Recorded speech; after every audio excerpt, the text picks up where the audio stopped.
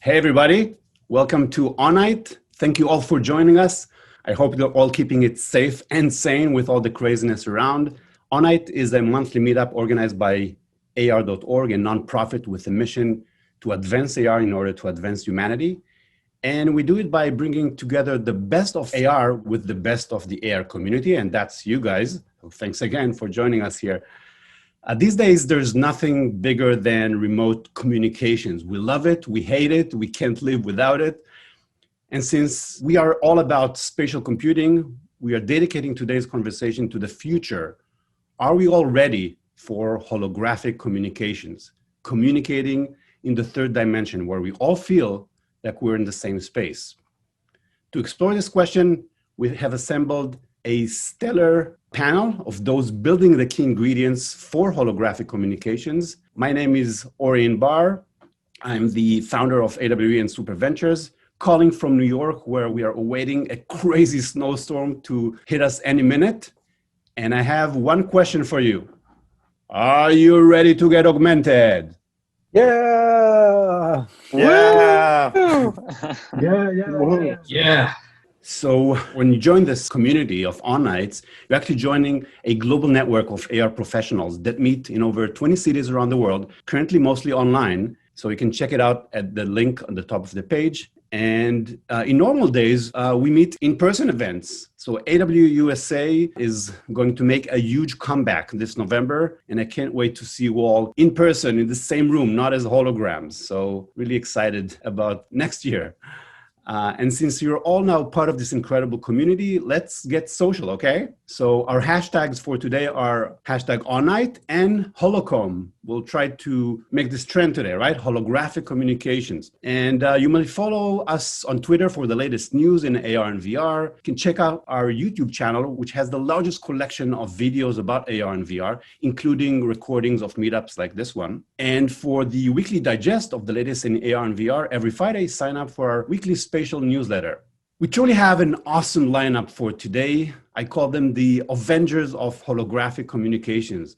We have the display, we have the 800-pound gorilla, we have the new contender, and the avatar capture. I'll be your faithful moderator today, and we'll try to keep them all honest. Here are some of the questions we'll try to tackle. Holographic communications, do we really need it? What does it take to build it? How far is it? And who will be the Zoom of the future of holographic communications? Of course, we'll leave some room for your questions, so think about some good questions and post it in the chat. We'll capture it from there. But before we start, huge thanks to our sponsor for this meetup today. Give it up for Looking Glass Factory. Woo! We love you. Love you guys. All right, so now let's get started. Let's meet the contestants for today.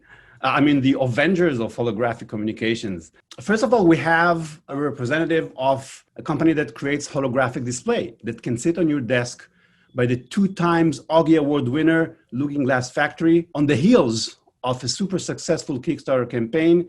Give it up for the CEO and founder of Looking Glass Factory, Sean Frayne. Give it up. Hey everyone, it's great to be here. I'm excited to be on this panel and field some spicy questions, as Ori says. Yeah, give us like a 30 seconds about you and what your company does for holographic communications. Sure, the name of our company is Looking Glass Factory, and we're making this next generation of headset-free interface. A lot of folks would identify it as a holographic display. Nerds like me call it a holographic light field display or something of that sort. But basically it lets a group of people gather around this field of light to see three-dimensional information, almost like looking through a magical looking glass, either into 3D digital space or into another place across the world. And it's been the sci-fi dream that's in a lot of movies for a long time. We're really excited that many thousands of folks are going to have personal holographic displays now that we release this new product, which I'll be talking about a little bit later, and great to be here with everyone. Thank you, Sean. Looking forward to seeing more. We also have the original Zoom platform with us today, which has seen, I don't know, some 1,000% growth this year. Zoom is like the Xerox or the Sharpie of video calls, a product that becomes the synonym for the category. So give it up for Senior Manager for Strategic Alliances at Zoom, Ryan Tong. Ryan, give us 30 seconds about you and what you do with Holographic Communications. Of course. Hi, everyone. My name's Ryan. I'm responsible for platform partnerships and strategic alliances here at Zoom. Zoom provides a single client for meetings, webinars, chat, and phone. I'm sure many of you are very familiar with Zoom. It's the product that we're all using right now. But I've been in tech, working here in Silicon Valley for the last 14, 15 years. Prior to joining the Zoom team in 2019, I was a global director of business development at VIP Kid, which brought students around the world together with English teachers over video.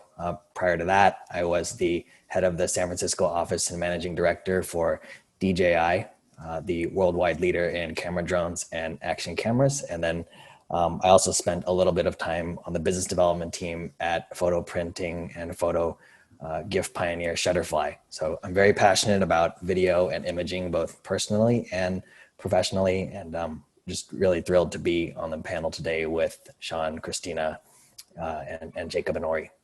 Awesome, Ryan. Must have been an amazing year for you guys.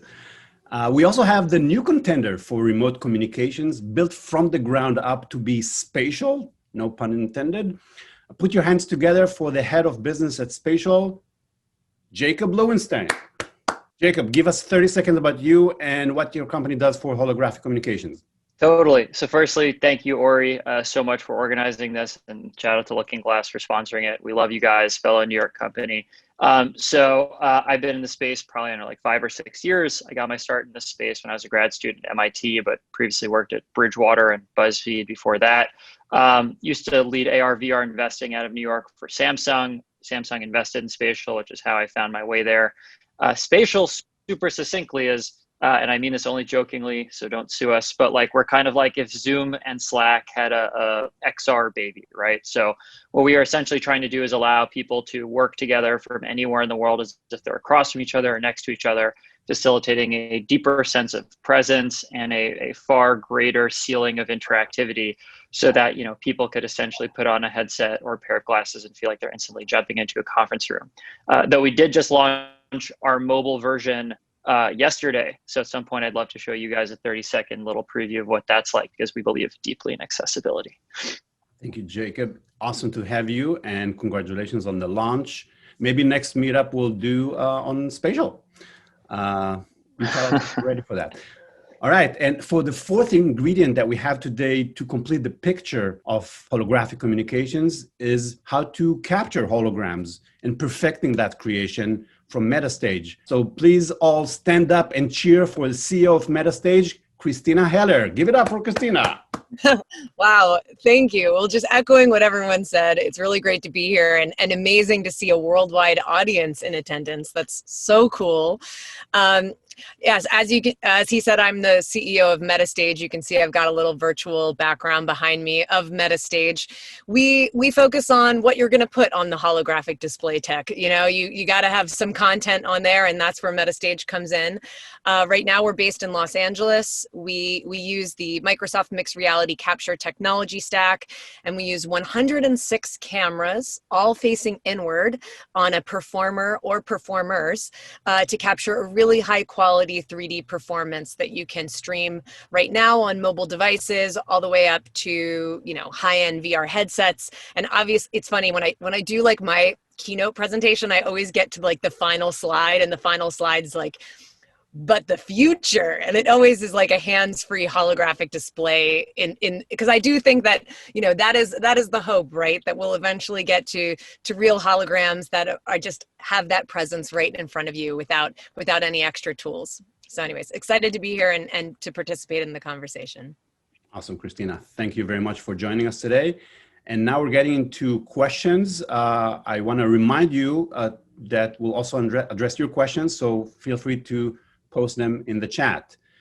The first question that I have for the panel today is, what does holographic communications mean for you, and what's so good about it? Do we really need it? So we'll start with Christina. Well, I think that we're always trying to recreate the authenticity of presence. I think that, obviously when the telephone came to be, it was very exciting because now we could, speak with our true voices. Computers and amazing technology like Zoom have brought, video chatting to the forefront. And, it's hard to imagine what this quarantine would have been like without video chatting technology. I mean, just being able to have that presence of your loved ones while we couldn't be together. We actually couldn't be together. And so I feel like 3D display technology and 3D capture technology is the next evolution of that realness and that presence. And honestly has been a dream of sci-fi enthusiasts and people for a very, very long time. So, I just think, frankly, we're trying to get the closest thing to the real thing that we can have when we're not geographically located with the people we want to be with. Cool. Thanks, Christina. Next question is for Ryan. So what's so good about holographic communications, and are you guys thinking about it? We're absolutely thinking about it. And I would kind of dovetail off of what Christina said. I mean, I do think that it's the next frontier, right? And the more authentic and realistic virtual interactions can feel, I think the more productive, right, we'll all be. I think it's really exciting, right? As we have seen over the last 6 or 7 months, there's been a Zoom boom. We like to call it the Zoom boom. And within certain verticals, right, like education, healthcare, events, even fitness, right? We've seen a huge increase in usage, a huge spike in usage, right? So I imagine that a lot of your brains are already thinking about how holograms could be used within those particular industries, but thinking about fitness, for example. I mean, if you only have kind of a chest up, waist up view of someone, right, then you're not going to be able to see if they're using a proper technique, right, when they're doing a certain exercise, right? Or in healthcare, right, if a doctor can pull up a model or something or an illustration that's very lifelike and show you, exactly what you have, right? Or if you go to a dentist and they take x-rays, right, of your teeth, they usually show that to you while you're in the office, but imagine that as kind of a volumetric image, right, or volumetric display. I mean, I think the possibilities are pretty endless, so we're definitely thinking about that. One of the things that has really differentiated Zoom from competition is obviously the great user interface, right, and in addition to the stability of the video feed, but the great user interface, and we hope that all translates to the next generation of video conferencing, which I think could be really exciting. And we'll get to that in a bit. Thank you, Ryan. So Sean, we've heard so far, it's the sci-fi future that we've been waiting for. It's very productive. We can use it in different ways around our lives to improve the way we communicate. What does it mean for you? Why do you think we really want holographic communications? This was the Mars shot, the moon shot that we had made the company to achieve. And we thought it would be 10 or 20 years or 30 years before folks would even realize that this was something that they wanted. And that's been dramatically accelerated over the last 9 months or so, at the exact point in time where the technology stack of hardware and software and computers that can run fast enough to actually display a live moving holographic light field of a person, all of those things are coalescing at a time where we're realizing that there's a big difference between what we're doing now and sitting across from someone in the same room. So where I think this is going to evolve is that starting in 2021, on the foundation of what all the folks who are on this call are building and what we're contributing to on the output side of things, and some of the infrastructure, the software infrastructure, is that'll be the year where folks look back 100 years from now to say, like, that's when holographic communication was born. And it's from the need and also the supply of all of these key ingredients. So I think there's going to be a spectrum between, there still will be times where you want to do two-dimensional communication, and there'll still be times where you want to fly somewhere to meet somebody in person. But in between that, there's going to be this super high fidelity, super realistic experience of holographic communication that a lot of folks will turn to instead of hopping on a plane for a 3-hour meeting like we used to do. So that's where I think it's going, and it's going to start next year. Awesome. Sooner than expected. So Jacob, it's about realness, it's about coolness, it's about usefulness. What does that mean for Spatial? I mean, I think like if you look at the DNA of our company, it's interface designers. And so I think like the mantle we think we're carrying is essentially like we want to make this easy and we want to make this really, really useful. Like our Peter, our head of design, was one of the creators of Google Hangouts. And so I think that there are people like Christina or, people like Sean who are, they're literally building like the fundamental underpinning technologies that actually enable this thing to happen. And at Spatial, we're really trying to just take what they're doing and put it together at the app layer to make this easy to use. Because I think what Zoom shows, and, I think in some ways what, Ryan's talking about is like, I think Zoom was the arrival of just like stupidly easy to use video chat, right? Like, I mean, even, it's not too long ago that we can remember that it could literally take like 15 minutes to start up a video chat and then people just be like, screw it, let's hop on the phone, right? And so like, that's essentially what we're fighting against now at like the holographic communication level, which is like, people saying, oh, is the volumetric, captures the depth camera in the right spot? Oh, this is taking 10 minutes, let's hop on Zoom, right? So once we cross the like convenience barrier and the comfort barrier, which is, we think is our responsibility to make this insanely easy to use, then we think it's super duper natural that people are going to use this instead of 2D, because that's just how we experience the world. Like, we are animals, we are designed a particular way, we see in 3D, we interact with these weird paws and hands, and in some ways like Zoom and its proliferation is us adapting to technology in some ways more so than like a technology adapting to us. And so I see holographic communication and this avatar-based solution that we make is kind of an attempt to pivot back and try and make the experience of communication and working together feel like it's something that's designed natively for how we want to interact with the world and information. I love it. Thank you, Jacob. We'll keep you on the stage for our next question, which is, it looks like everyone on the panel and probably on this meetup is in love with this idea of holographic communications. We can't wait for it. So what are the challenges? Why aren't we there yet? Jacob, how do you see that?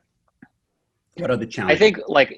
I think if you looked at our roadmap or like our OKRs for next year, we're probably like, there are two huge problems that we continue to try and solve, which one I just kind of talked about, which is like, we call it time to spatial. Like, how do we at Spatial make it crazy easy for you to use this tool and get into it very, very quickly, right? So like, everything you'll see probably, or a lot of what you'll see in the first half of next year is just continued innovation from us in terms of trying to say like, how can either an avatar-based or like volumetrically streamed collaboration be something that people just jump into in seconds, right? And I really, really mean that. Like, the bar is that high.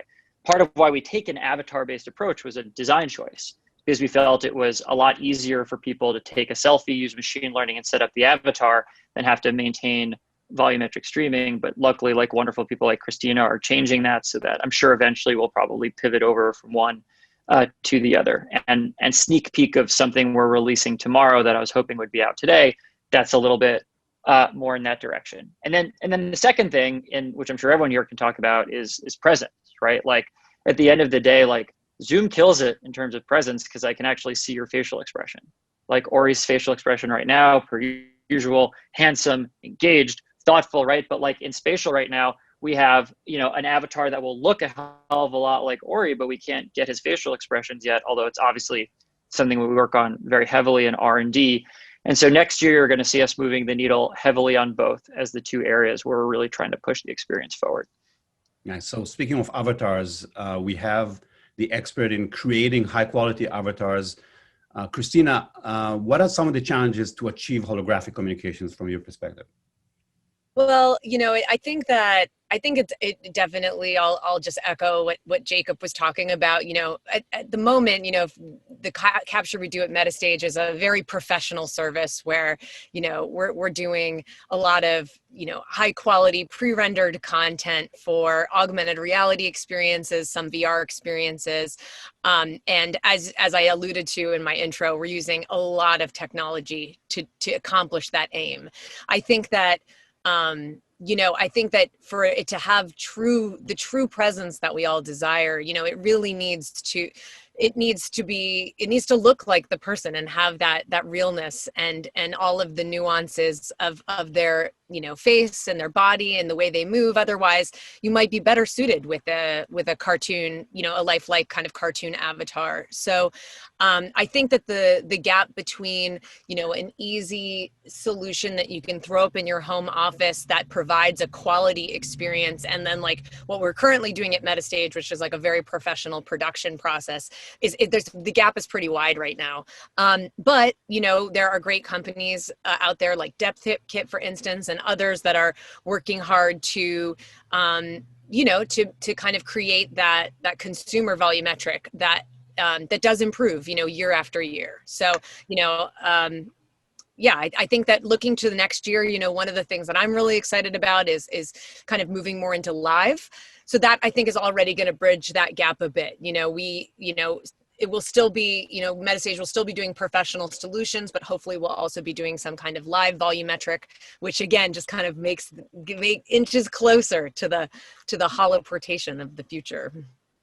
So faster creation of avatars and streaming it in real time are kind of the key. Yeah, and the term avatar it's funny. I don't actually use that much when I'm discussing volumetric video, because like to me an avatar is something I inhabit and puppet a bit. So like in a VR chat, I like have an avatar, or you can get like a really high quality scan of your body and create a lifelike avatar that you then puppet. Whereas, the kind of capture we're doing at Metastage is really, it's volumetric video that is essentially 3D performance capture, as opposed to an avatar based approach. So I wanted to make that. I would love to just double emphasize that, because I think you just illustrated that beautifully. Like there really are these two different approaches right now, and I think ease of use, access to high speed bandwidth, there are a lot of constraints that influence it. And so spatial is definitely you create a lifelike avatar that you inhabit, but it is a representation. Unless you update it every day, it will not literally look like me wearing this weirdly tie-dye shirt that matches my background unintentionally. It'll be the avatar I set maybe 5 days ago and I made it. But if you're pursuing more of the technique that Christina is pursuing, that could be a literal live representation of you in the moment, or it could just be used to record as a capture methodology. So there is a spectrum in between. Cool. So Ryan, Zoom is currently the 800-pound gorilla of Zooming. What are some of your challenges to move into holographic communications? I've never heard Zoom described as the 800-pound gorilla of Zooming. I love that. I might have to steal it, Ori. Anytime. I think the last 6-7 months, right? The majority of 2020 has been a big experiment, right? You've seen a lot of knowledge workers suddenly have to work from home, right? And I think we're actually well prepared for all of that. I remember, when I was younger, having to, go to a store, buy a webcam, hook it up to my computer, install drivers. Sometimes it worked, sometimes it didn't, right? But, fast forward to the present moment, and, the cameras are all integrated into our devices, whether that is a laptop, notebook, computer, whether that's a tablet device, whether that's a phone in my pocket, right? So we've been kind of thinking about this moment, preparing for this moment all along. So, I think that it's just a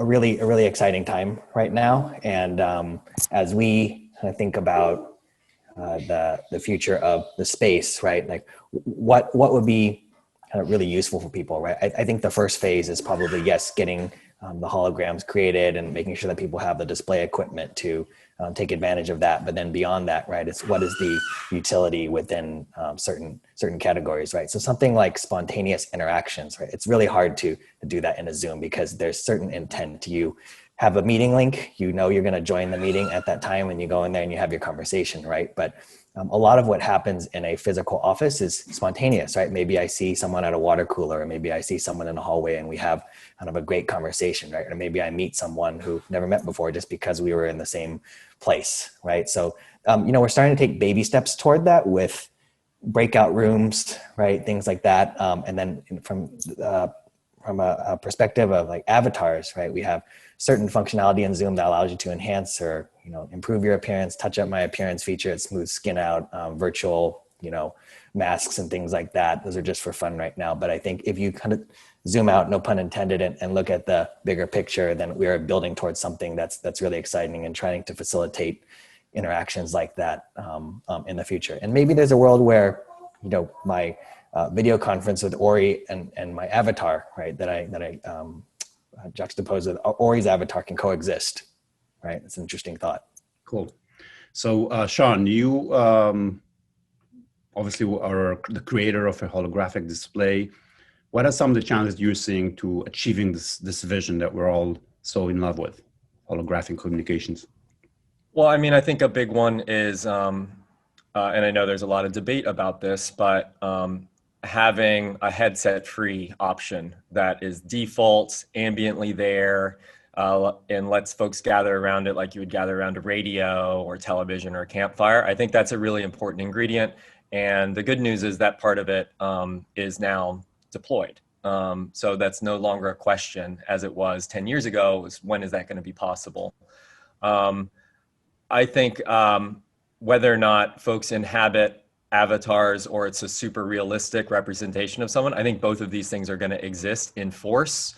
I really see this going, you know, sort of like throwing down on this, but it's going to go in two phases. So phase one, which will be happening next year, is there'll be single or maybe double depth cameras. This is going to get a little nerdy, but 1 or 2 depth cameras that give a pretty good representation of someone for recorded holographic video messages, and also some experimental communication. You'll be able to use those same capture methods and some smartphones that also have depth cameras built in to also mocap control an avatar and have that be transmitted or either as a message or live to someone else that has one of these holographic displays. Then the next step will be the step to image-based capture and display.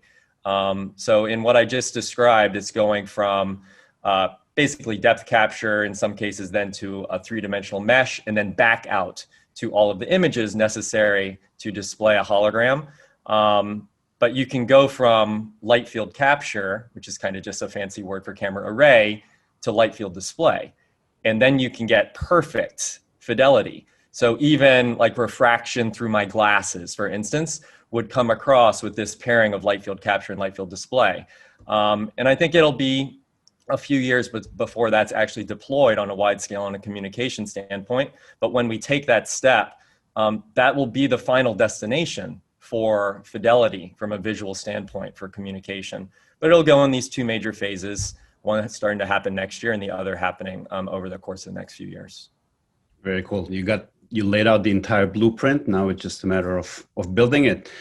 Can't wait. All right, folks, we're now doing a quick intermission to show a video of Looking Glass' new product, the portrait, and then we'll hear a bit more about it from Sean. So here he goes.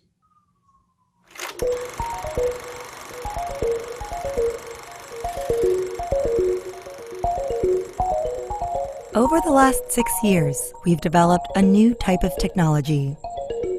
It works like a magical looking glass. By controlling the direction of millions of rays of light, what you see through it becomes as real as the world around you. This is the Looking Glass Portrait, your first personal holographic display.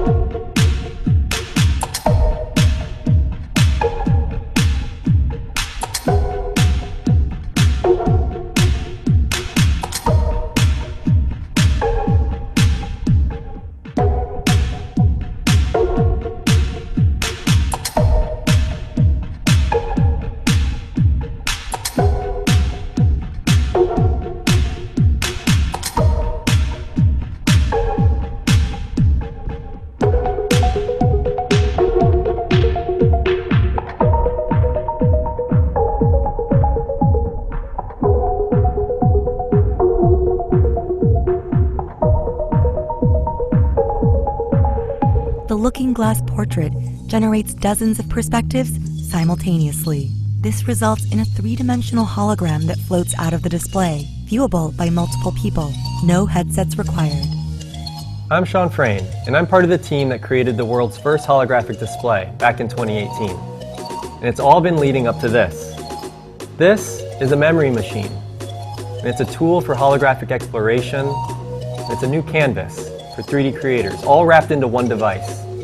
This is the Looking Glass Portrait, and it's your first personal holographic display.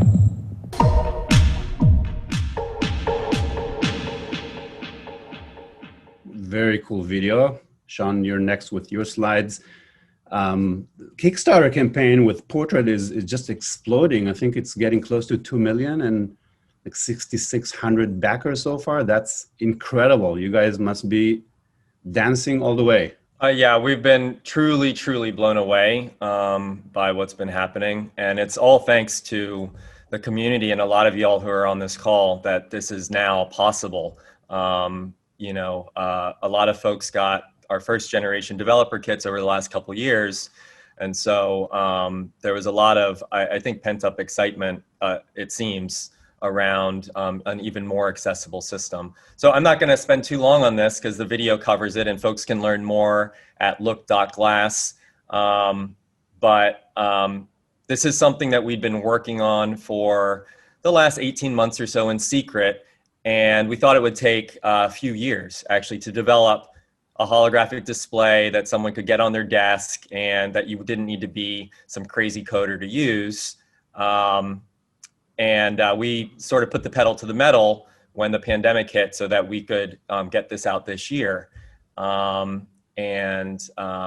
really excited to see all of the discussion about what folks are already planning to do with their system. So just for a few minutes, I'll go over a little bit more about how the technology works, because I know folks are usually curious about that. And then how easy it is actually to get started with this new interface. So just briefly on how it works, and this was in that video, the Looking Glass pushes out dozens of different perspectives of a three-dimensional scene, both synthetic and real, simultaneously. And we do this by controlling the directionality of millions of subpixels.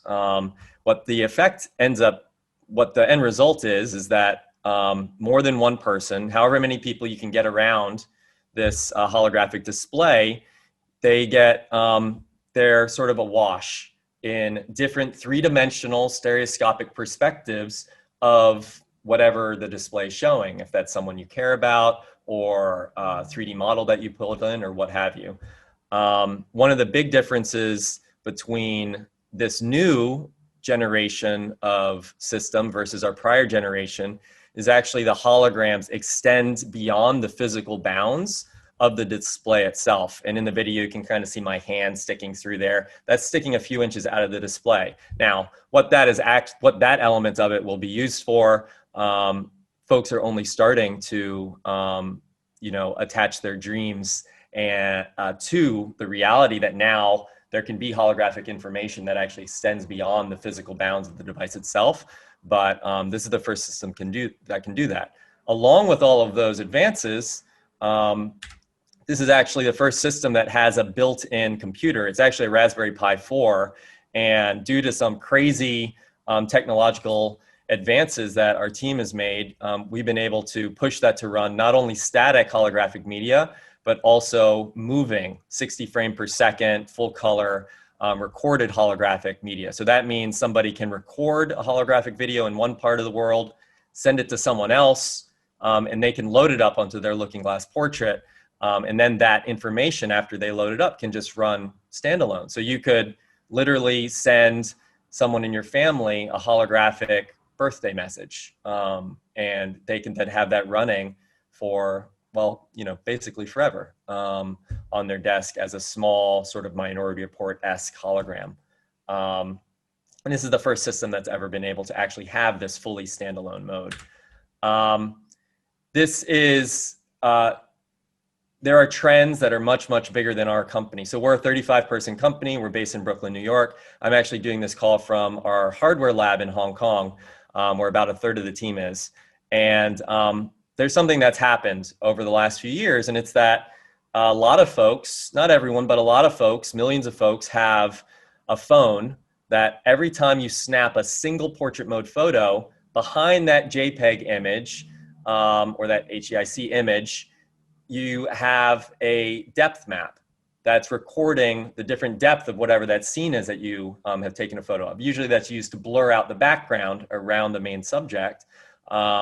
But we can actually use that depth to create a holographic representation, or all those different perspectives and views of the three-dimensional scene. So the capture and display have now sort of come together for folks to be able to easily make their own holograms. And this is just getting better and better.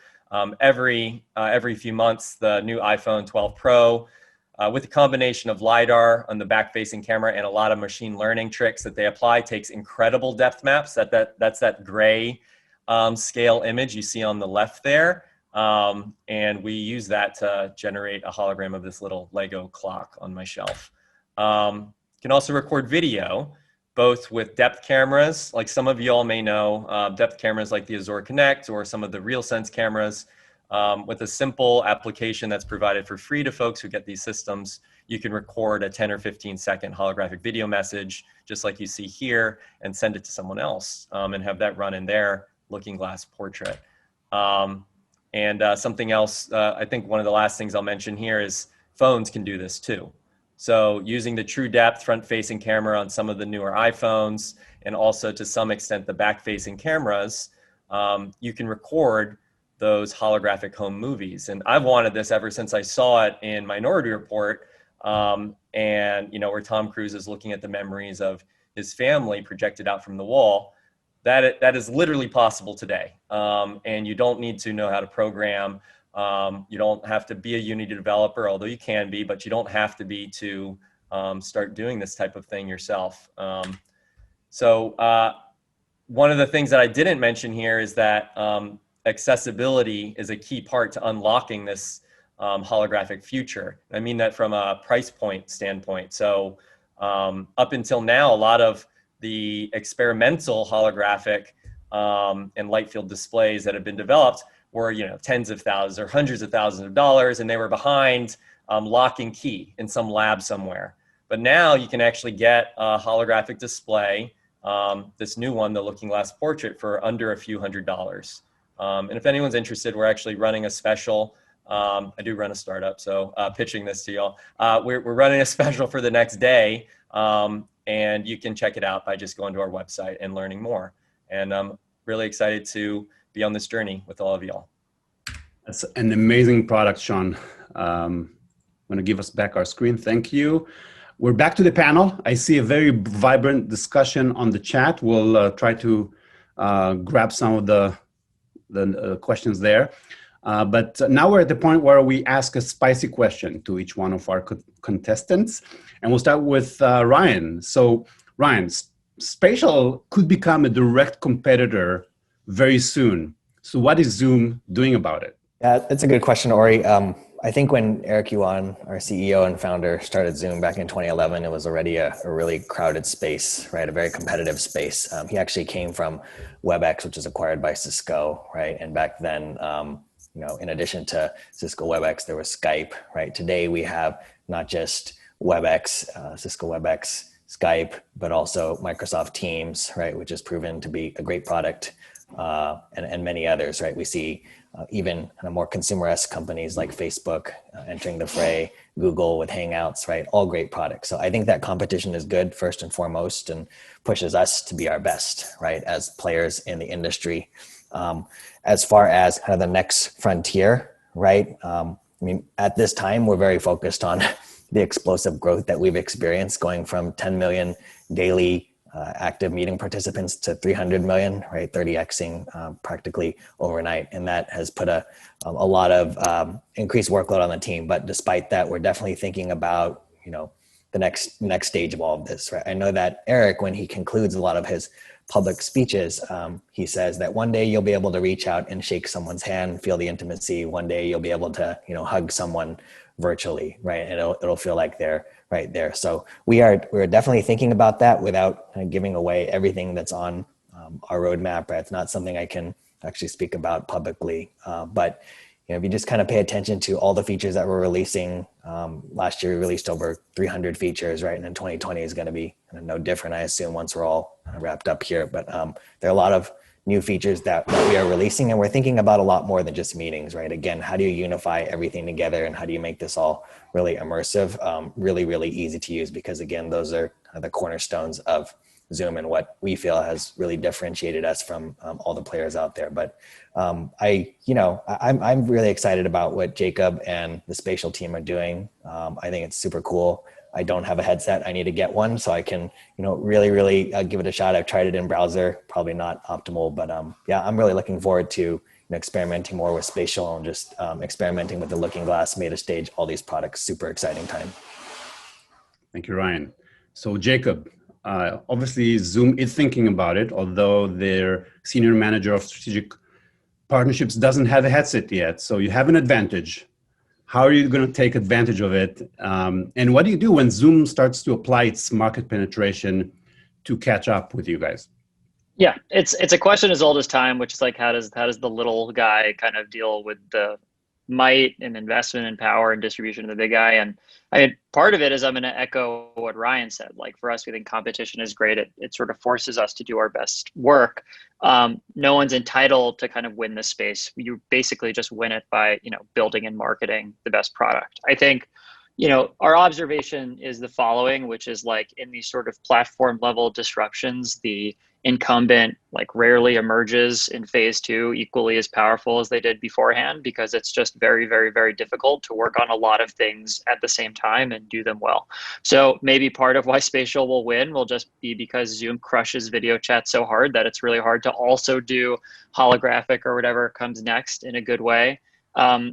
Another big part of this is that, we're sort of Switzerland in this regard. We're extremely neutral. We work with a lot of wonderful partners. We work with Microsoft. We work with Facebook.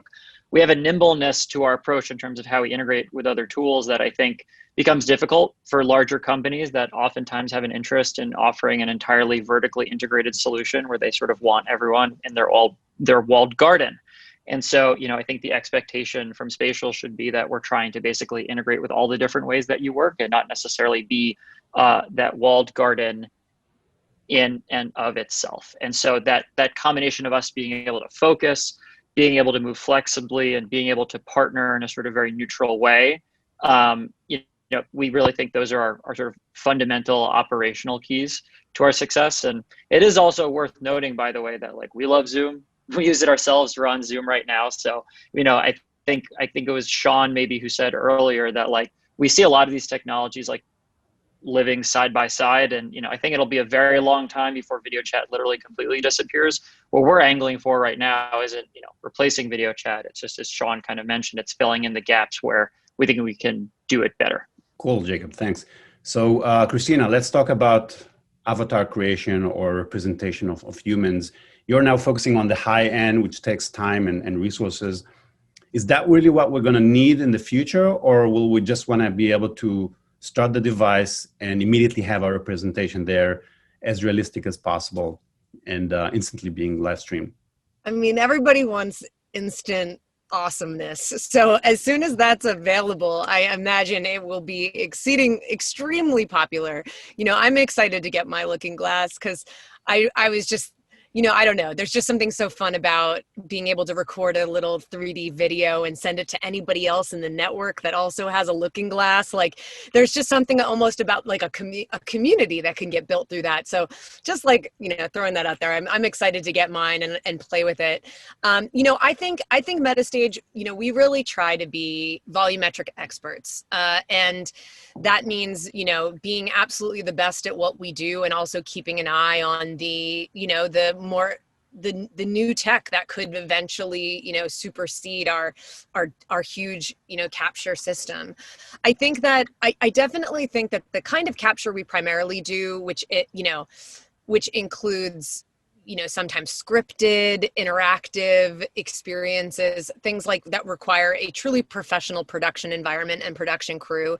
There's always going to be a place for that because as spatial technology develops, there's, we're going to want we're going to have all kinds of needs for interesting games, experiences, and things like that. And so, more than just like a volumetric capture stage, we really do take care of a lot of those like production elements that bring a narrative to life. And so I do think that it will split, like there'll be the consumer 3D holographic interactions, like kind of the topic of this meeting, the holographic Zoom.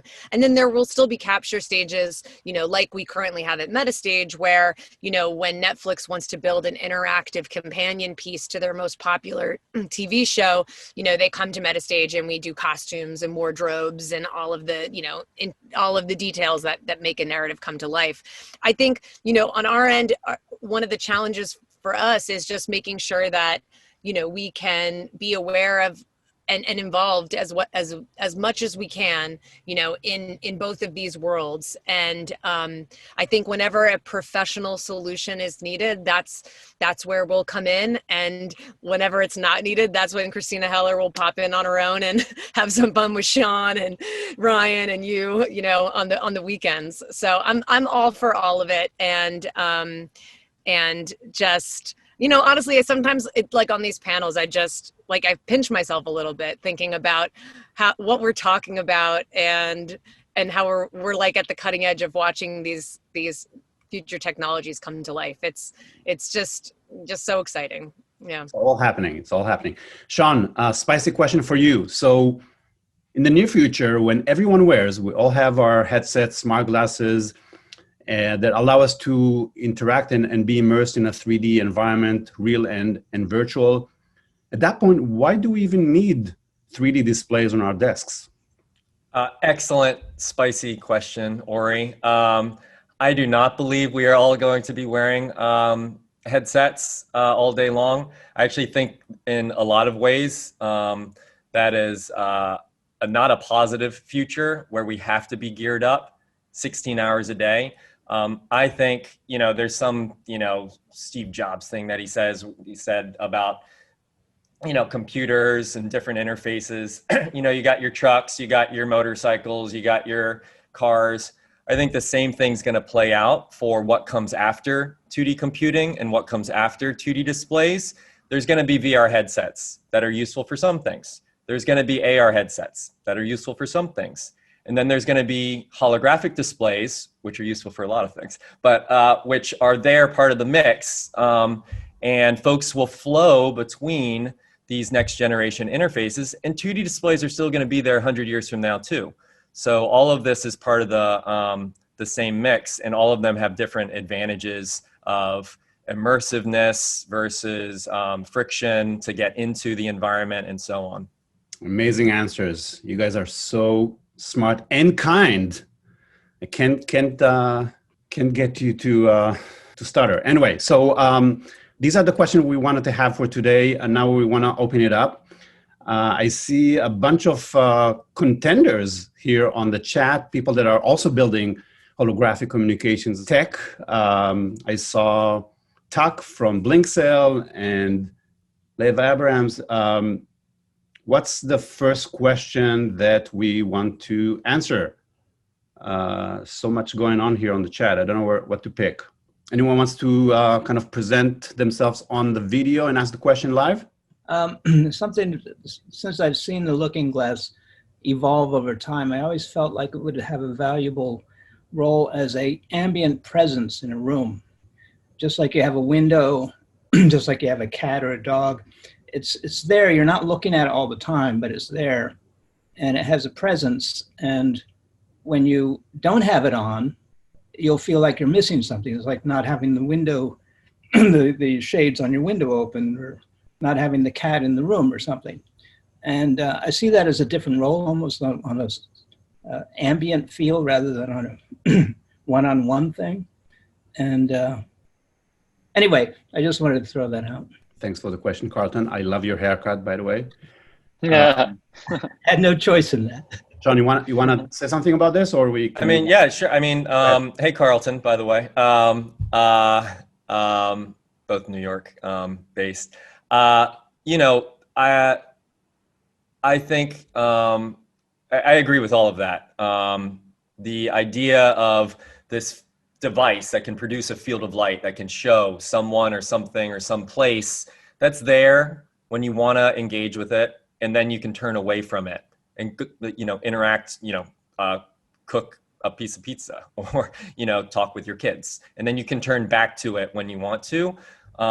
That's how we've interacted with most information and communication technologies historically, going back, you know, long time, tens of thousands of years. So I think that flows really directly into how folks probably want to live their lives in the future. Primarily, there will be times again where you want to gear up, but that ambient nature of, you know, a holographic display being this field of light that you can opt into just by walking over when you want, but then you can turn away and do other things, is something that is a big advantage of it. And whether folks miss it when it's off, I mean, I think time will tell how compelling what the display is showing actually shows. I think there's, you know, a good side and a dark side to all these types of things. So we don't want to have folks pulled in 100% of the time into our systems. We want folks to feel comfortable enough to turn away and, you know, interact with real atoms when they want to as well. Thank you, Sean. Dell has been super active on the chat with some really cool sound bites. It looks like you have a question about point clouds for holographic communications. You want to get up on the video and ask a question? Sure, that sounds good. My question is, you know, I see a lot of people using point clouds and depth cameras to do streaming in order to create a representation of themselves, you know, on the looking glass, for instance. But what I've noticed too is that the resolution isn't always tight. You know, it's not what we are used to in video communications. So has anyone experimented with increasing the resolution of point clouds for streaming to holographic displays? Yes. Yeah. And you want to tell us about it? Go ahead. Okay. Jump in. So we've solved that. We've got a meshing process that's live. We live stream 3D volumetric video from a connector zero to mobile display in real time. Right now, we've got a 30-second lag due to infrastructure, but that's fixable to a real-time stream with a little bit of programming. And we've solved it to mobile, and we've solved it to VR, and we're desperately waiting on delivery of the Looking Glass portrait to solve it to that. And we're hoping to live stream straight into that. And we've also solved it to connect, to HoloLens, not Magic Leap yet, haven't got one of those yet. But the point is that we've got 3D volumetric photoreal working, and you can watch it right now. I'm actually live streaming myself and this live streaming on our Blink app at the moment. Links are further up the chat. Well, reach out to me after the call. I'd love to talk with you. All right. Could you please put your contact data in the chat? Sure, will do. Thanks, guys. Do we have Zev still on the call? Yeah, I'm here, but I'm not going to ask any questions. Okay. I thought you want to say something about what you guys are doing, but if it's still in stealth, that's perfectly fine. No worries. Mostly stealth still. Hopefully sometime soon. All right. That was a teaser. Okay, what else? We have a question, a simple question about Looking Glass by Joseph Burns. So can it be used to stream video off a PC in 3D? John? It can, as long as you have something that's capturing in 3D. So that can be one of these depth cameras, like the Azure Connect or RealSense, as Tuck was mentioning. Or it can also... Right. Or it could be one of these newer iPhones, which you can connect over USB to a computer, a PC or Mac, and stream in that way. There's not really depth cameras built into any PCs or Macs right now, so you need a separate peripheral in order to do the capture.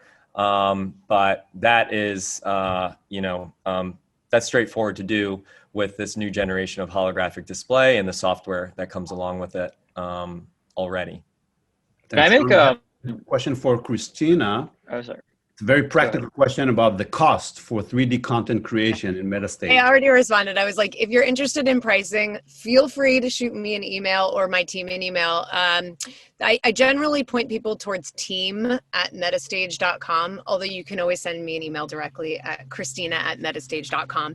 You know, I would say like, it costs like upwards of 10,000 and above, you know? So again, if like, that's already just like, oh, I can't possibly, you know, I'll say, you know, just actually, I might be able to point you towards some more accessible resources. But if you're dealing with budgets, like, you know, like I said, that are in the, you know, 10,000 and above, I will always try to make it work. I never want to like deny people the ability to make cool holographic AR content. So sometimes it's just about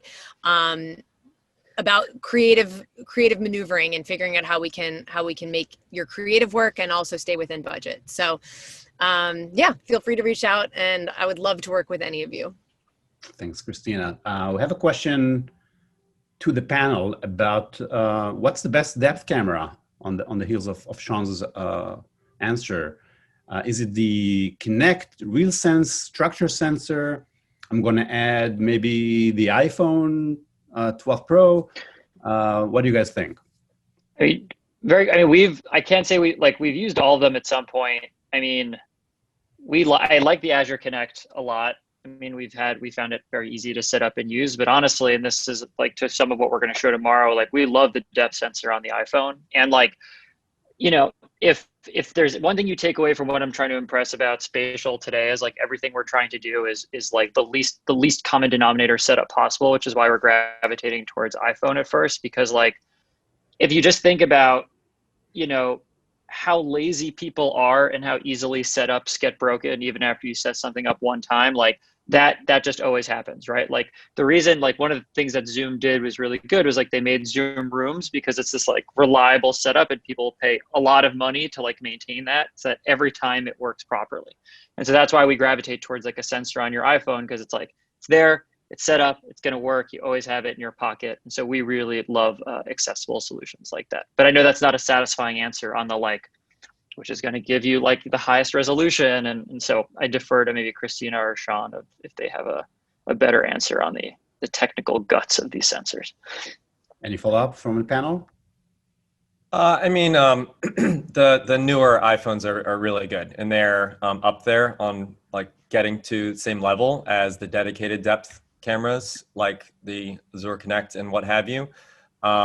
It depends the environment that you're capturing in, what you're capturing in, yada, yada, yada. I think that the rule, I tend to agree with what Jacob is saying. You know, there was this, I forget exactly what the saying is, but it's like the best camera is the one that you have in your pocket or the one you have on you. Same thing probably applies for three-dimensional or volumetric capture too, for the widest swath of folks.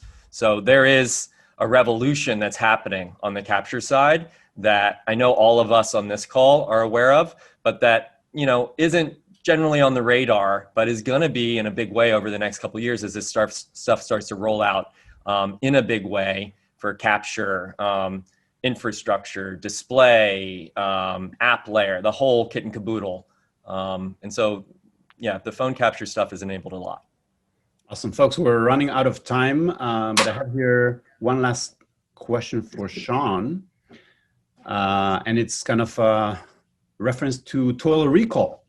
So do you see a wall-based holoscreen as being feasible?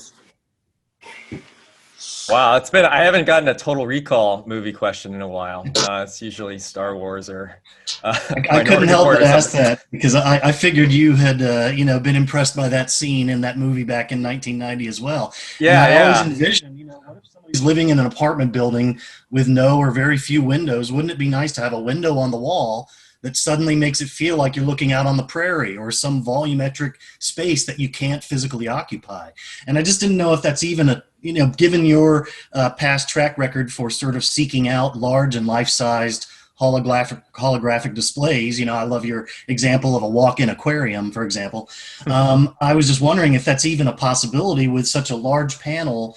Would it have to incorporate eye tracking or anything, or would it be, maybe incorporate obviously more than 45 to 100 views to have such a large area to see it from? I just didn't know if you see that as something like a looking glass as being upscalable to something wall sized or window sized.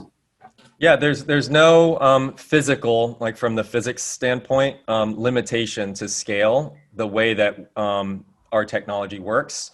And we've made a 32-inch 8K sort of super premium looking glass, sort of for enterprise use and what have you. So it what we've already released obviously scales up to that level.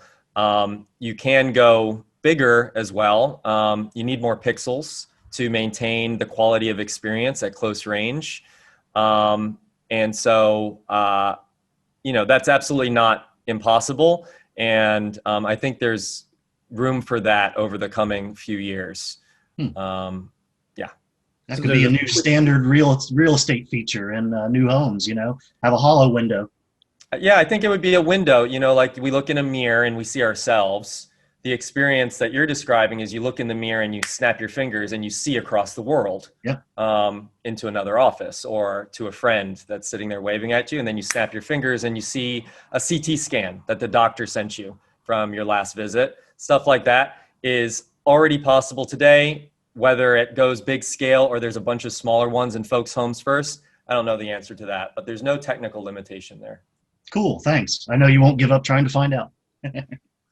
All right, folks, this is all the time we have. I want to hear just kind of final words from each one of our panelists, how to find you, your main message for today.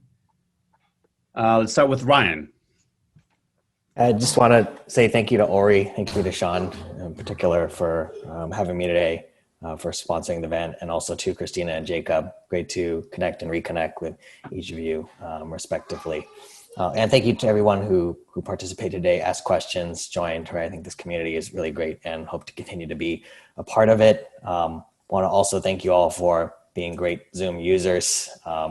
Any of your feedback is welcome. Please feel free to reach out to me on LinkedIn. I think this particular group would have a lot of amazing product feedback and feature suggestions, right? So you can find me on LinkedIn, which is Ryan Tong at Zoom. And then if any of you want to reach out to me via email, it's just firstname.lastname@zoom.us. But really great to be here and really enjoyed the conversation. Zoom boom, Zoom boom. All right, Christina, final words. Well, yeah, it's been awesome to be here. I'm very excited about everything that's coming. You can reach me at Christina with a CH at metastage.com. Metastage is also on Twitter as MetastageXR. We're on Instagram as just plain old Metastage. And then I wanted to do a quick shout out. I do a little VR meetup every week. It's called XR Social Club. It's a totally non-commercial hobbyist initiative. There's a Facebook group and a Discord for it. It's called XR Social Club. You can search for it. And we tend to meet on Wednesday nights in VR chat and just hang out and explore worlds. So we're going to be doing it tonight at 6 p.m. Pacific. So feel free to look for XR Social Club if that's interesting to you, and we can all play with avatars and bounce around worlds together. Thanks for having me so much, Ori and Sean, and I look forward to more soon, hopefully. Thank you, Christina.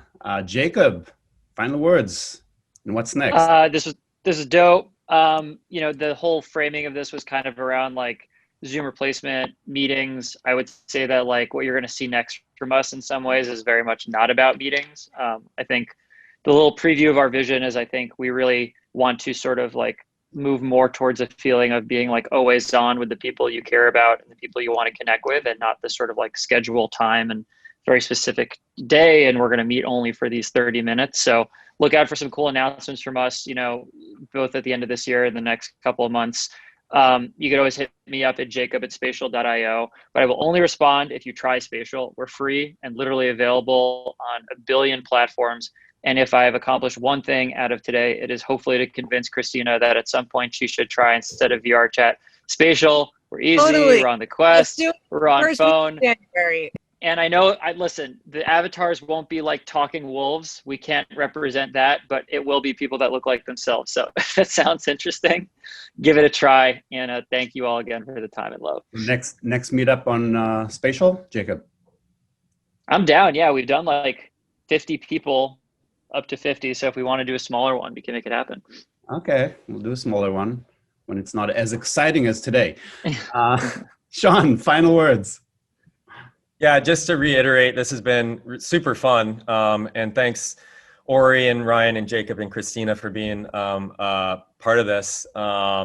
And for everyone who was on this, I mean, obviously there's a vibrant community. A lot of folks are making all of the key ingredients here together. And I think that is a great indicator of what is to come that all of us in our team are super, super, super excited about. You can reach me directly at smf at lookingglassfactory.com and send me any questions or ideas or what have you that you might have. And then you can find out more about the Looking Glass portrait at look.glass, and that'll give you all the info you need. So thanks again. This was super fun. Awesome. Thank you, Sean. And big thanks to all our speakers today, the fantastic panel. Woo! It's been awesome. Folks, really thank you for joining us on this meetup. Happy to see you next time. There's plenty of additional meetups. If you go to awxr.com/onnite, you can see a lot more. And lastly, everybody on video and say bye-bye. Bye-bye. Bye. Bye.